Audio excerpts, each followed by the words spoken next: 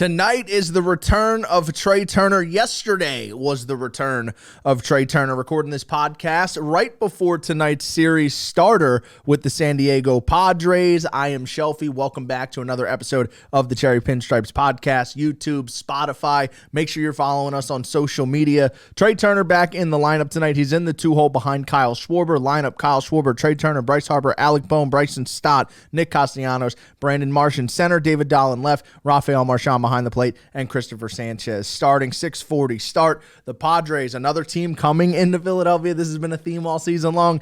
At or right below 500. Last time the Padres came into town, I believe they were 500, 37-35 on the season. Just got swept by the Mets. We have not been playing well. Let's not be the team that turns their season around.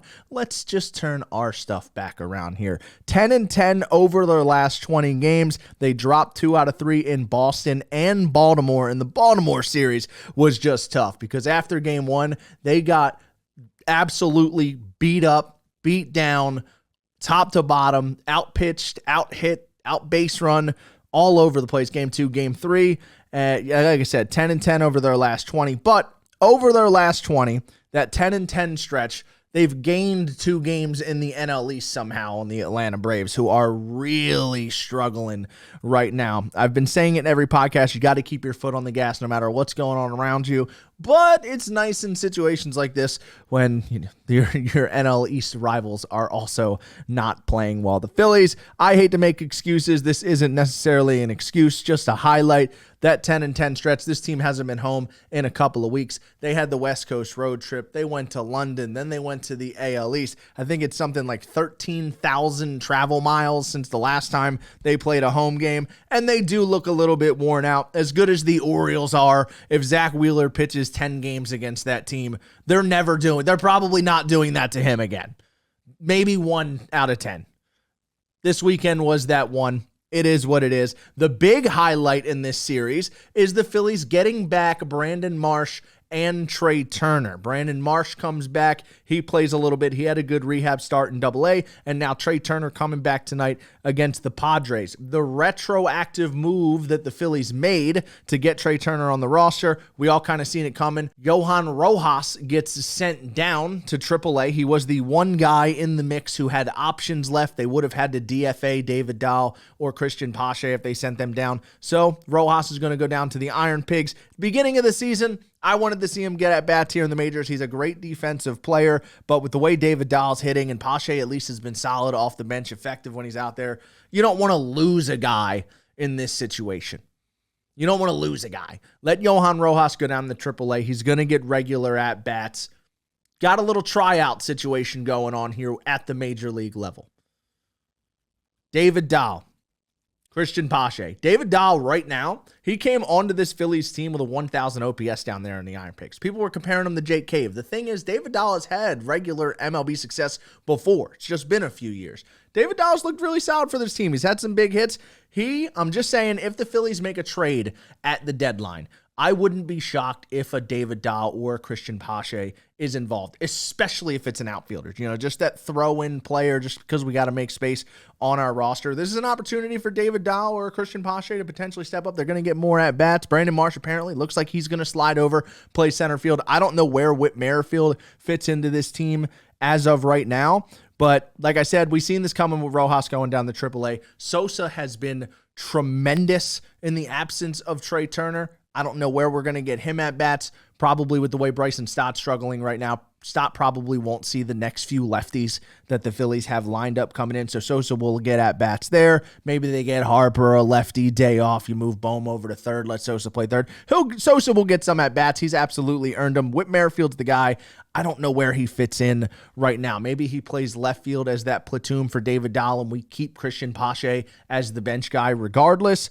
But the good news here is the Phillies, as they have all season long, have options. They're in a good position right now with options.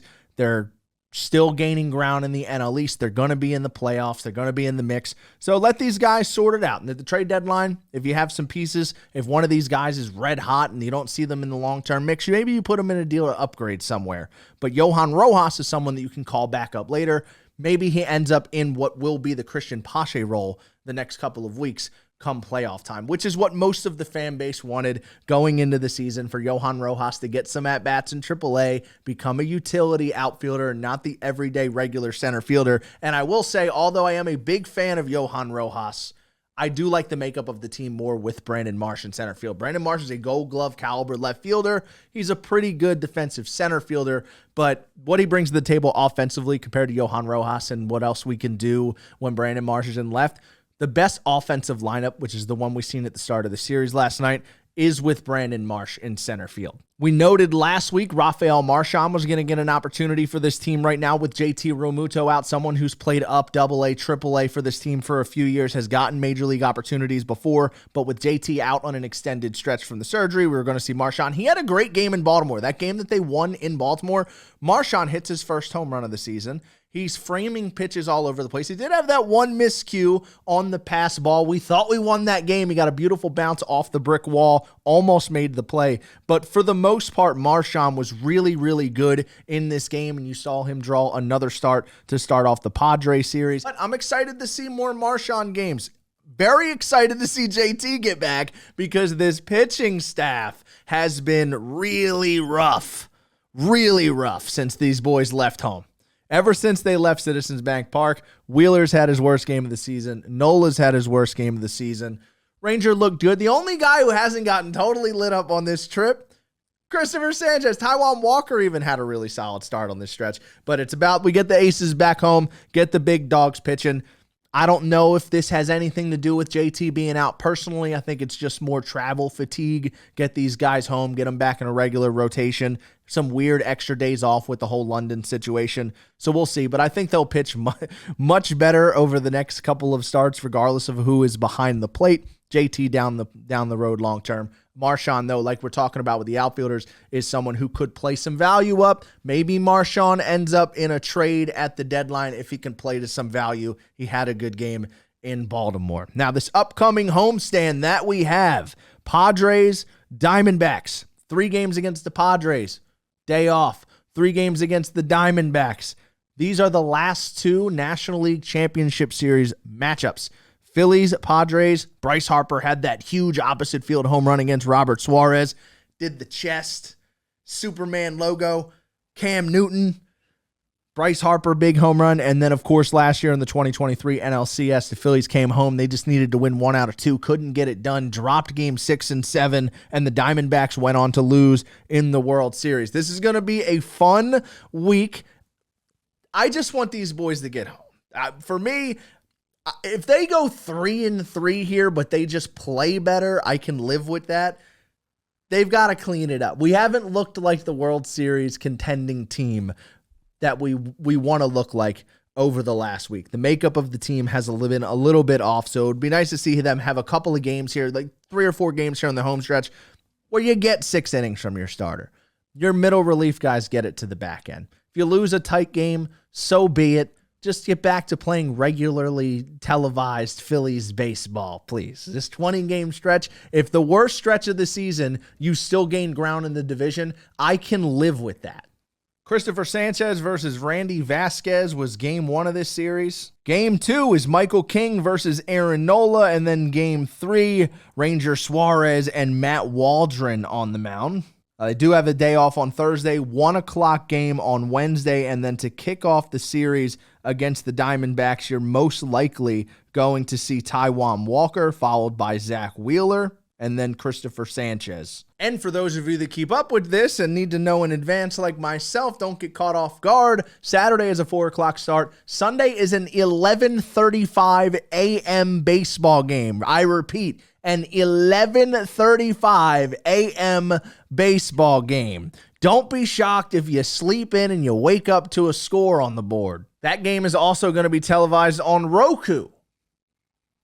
Baseball, baby. Our Jersey Shore Blue Calls and Aiden Miller. He's played 6 games down there now. 20 at-bats. 1 home run, 4 RBIs, 2 stolen bases. He's got an .875 OPS right now and the home run that he hit was an absolute laser. He's currently on the same team as Justin Crawford, so those of you that are in the area, if you want to go check out the Jersey Shore Blue Claws, do that. And those of you that are in the Delaware, Delco, Philadelphia, South Jersey area, and you want to go see Aiden Miller and Justin Crawford, they do have a series coming up with the Wilmington Blue Rocks in North Delaware, first week of July. I'll be there. Come say hi. I might be at all 3 games, but I'll definitely be at the second game of the series. So come see me, say hello. I'm going to be checking out this Blue Claws team. I wish I could get down there and see the Threshers this year. They say, even with George Clausen and Aiden Miller coming up, there's still a ton of talent on that team down there. But the Phillies, we've said this before, I haven't been this impressed by the Phillies farm system in a long time. Starling Caba has jumped up into the top 60 now, by the way. He's ranked 55 at the moment. So the Phillies have 4 players in the top 55. That never happens. It's been so long. They have so many tools in the toolbox to get a trade done at the deadline.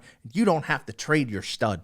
This guy doesn't have to go anywhere, and neither does Andy Painter, and they're still going to upgrade. So that's going to do it for this week's episode, midweek episode, short episode. We got warehouse stuff going on here at John Boy Media. I'm going to be doing some hockey stuff all weekend. So the next pod will be next week, and there will be 2 of them next week. So be on the lookout Monday and Friday for Cherry Pinstripes Podcast. Again, follow us all over the place, social media. If you're listening on Spotify, go subscribe on YouTube. If you're on YouTube, go follow on Spotify. We're all over the place. We'll see you guys in the next one. Go Phils!